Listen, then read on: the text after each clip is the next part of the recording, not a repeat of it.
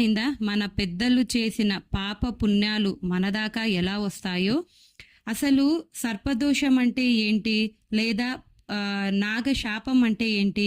ఎక్కడో ఉన్న ఒక పాము ఇక్కడున్న మీకు శాపం పెట్టిందని అర్థమా? కాదు. శాపం అంటే మిమ్మల్ని ఏదైతే ఒక విషయం భయపెడుతోందో, బాధ పెడుతోందో, మీకు అన్నీ ఉన్నా మనశ్శాంతి లేకుండా చేస్తోందో అదే శాపం అంటే.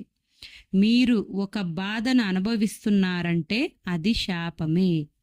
నా మాటల్లో చెప్పాలంటే, where our working thoughts stops, then from there our destiny starts working.